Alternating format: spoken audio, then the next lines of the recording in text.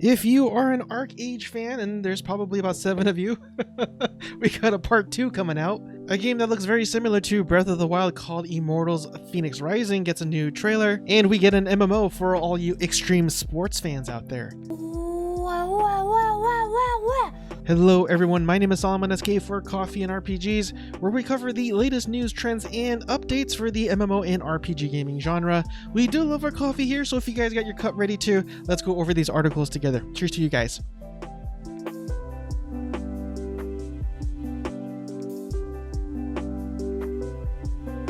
So let's go ahead and kick things off in this episode with a few articles from PCGamer.com. And the first one here are for all the Assassin's Creed fans out there who cannot wait to get their hands on a copy of Valhalla. Luckily for you guys, you will get a copy of the game earlier than expected. So the original release date for this game was November 17th, but it's been pushed earlier a week into November 10th. And that's because we actually got another announcement from Microsoft stating that their next generation console, the Xbox Series X and Xbox Series S, will also be released on November 10th, and I guess Ubisoft wanted to capitalize on that as well with the same release date. But not to worry, if you have or pre-ordered a copy on the PC, the PlayStation 4, and Stadia, you will also get the same release date on November 10th as well. And to all you JRPG fans out there, we got another game out called Woodsalt, and this is supposed to be a creepy indie game with a 90s JRPG vibe. And again, this is a small group of indie developers based from England, from what I can tell, and this is going to be their very first game they put out there into the world, so hopefully it will be a good one at that. And as always, I have the trailer playing above me or over me depending on how I edit this video, but if you don't know anything about this game, such as myself, it does go on to say that it's about waking 1,000 years after you fell asleep in a city inside a bubble, and it turns out the entire place might be haunted as well. So a bit of a warning before we get into this article, I might be going off in a little tangent here and there, just a little bit though, but anyways, the article does go on to say that 50-player extreme sports MMO Riders Republic coming in February. Now here's the first tangent. If there's a persistent world out there, or multiple versions of the persistent world, and it can only hold 50 players at a time, I wouldn't really call that an MMO.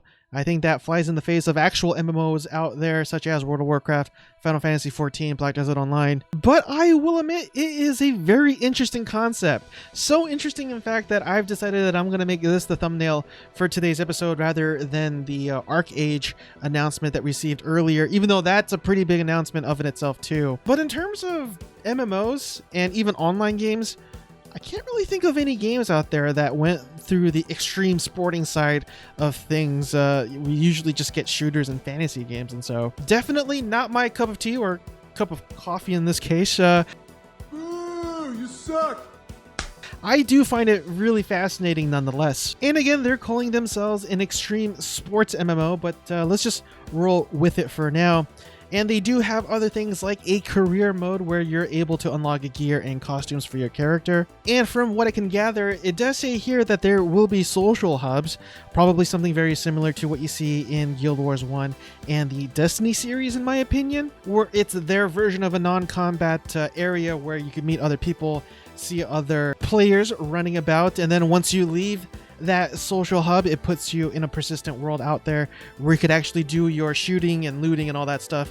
But in this case, bike tricks and jumping off planes and stuff like that, I guess. I don't know.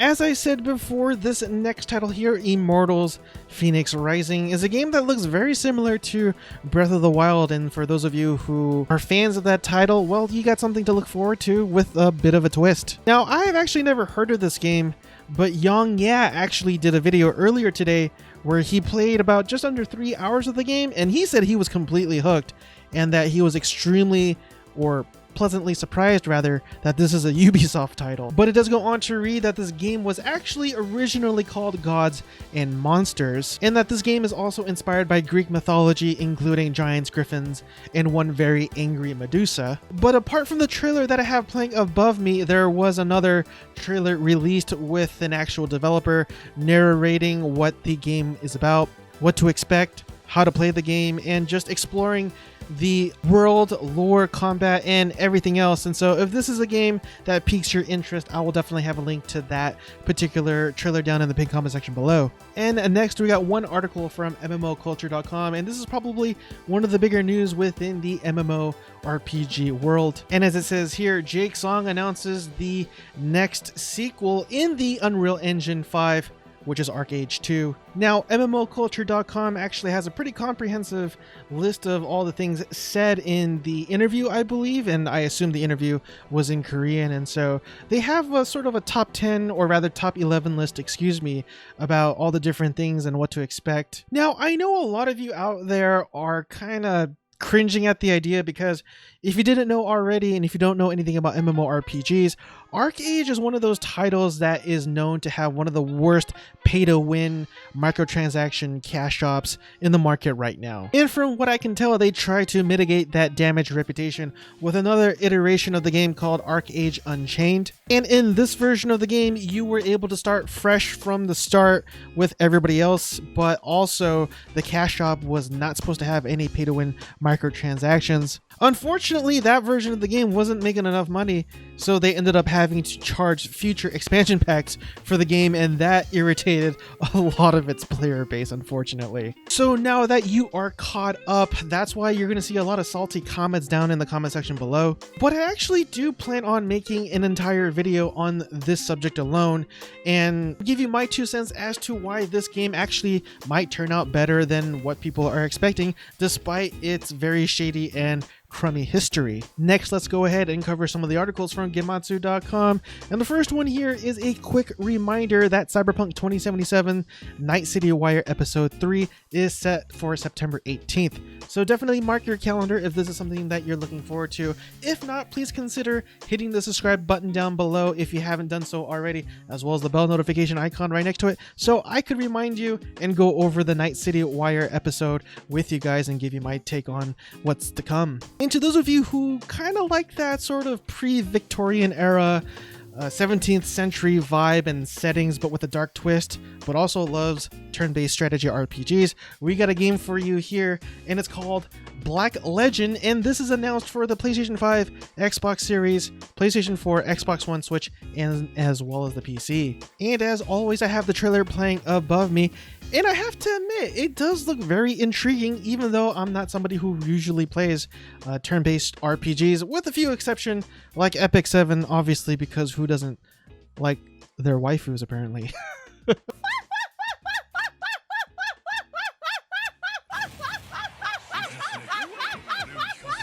Other than that, I really don't know anything about this game, and going into their Steam page, it does say that it's a dark, immersive turn-based strategy RPG, master tactical combat, and the art of 17th century alchemy to liberate a doomed city from a bloodthirsty cult inspired by the great alchemist Mephisto?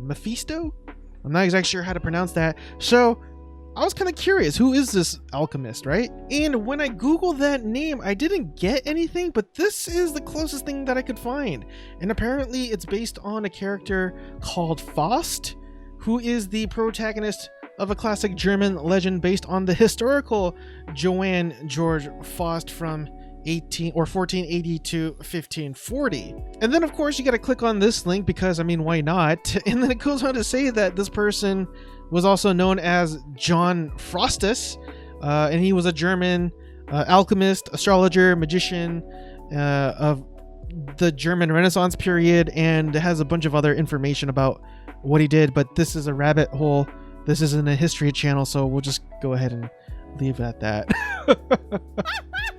All right, enough of that. Let's go ahead and move on to some articles from MassivelyOP.com. And the first one here is about Corepunk, and it's aiming for a WoW Classic difficulty level. And I actually dig that. I really do.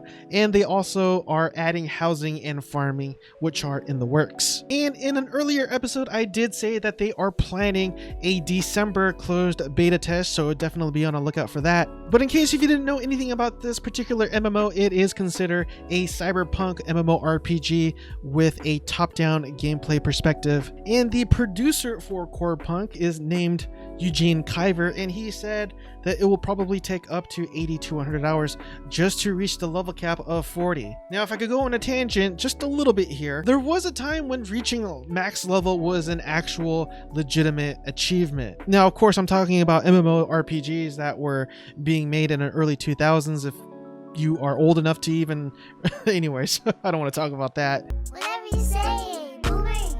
But these days, a lot of companies decided to say, hey, let's just give the players what they want and allow them to max level within a few days, unfortunately. And I think that made things a little too easy. So I'm really glad that games such as this is returning to those old roots where it made things a little bit more difficult and a little bit more time consuming.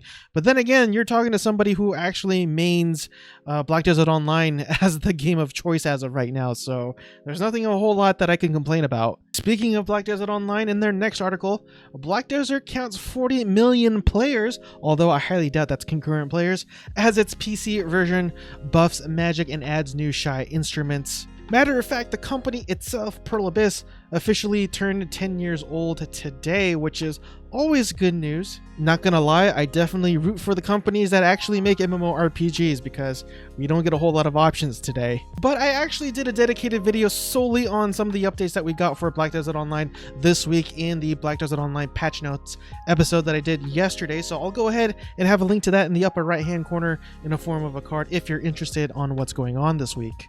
And lastly, we got one more article from MassivelyOP.com, and this is for all the Final Fantasy 11 fans out there. That's right, 11, not 14. And it says that it delivered the second installment of the Voracious Resurgence today. Keep in mind, this is an MMORPG that came out back in 2002, so that makes this game almost 18 years old. And there's probably a lot of people watching this episode that hasn't even been born yet. But anyways. And next we got one article from allchar.com that I wanted to go over. And it says here that Conan Exiles gets its first major expansion and a free weekend as well. Conan Exiles, Isle of Sipta, and I do apologize if I'm mispronouncing that, comes with a new map, dungeons, monsters, and a fresh start. The game's first major expansion will be out early access on PC next week, and they boast some pretty impressive numbers as well, as they say that Conan Exiles is currently owned by more than 10 million people, and this new expansion is slated to be released on September 15th, or at least in early access form. And lastly, we still got one more article from MMORPG.com, and it says here that Star Wars The Old Republic, a new game update 6.1.3 has been released, and yes, this is the update that will give its Steam player base its Steam achievements as well. Now, I don't know why I'm getting this ad for Maternity Week and with a face of somebody who looks like a Karen. Oh, they changed it. Okay. Anyways, something of note here is that they did implement a double XP event that will be a month long actually, and it will take place until October 13th. I wonder if that falls on a Friday. Nope, falls on a Tuesday.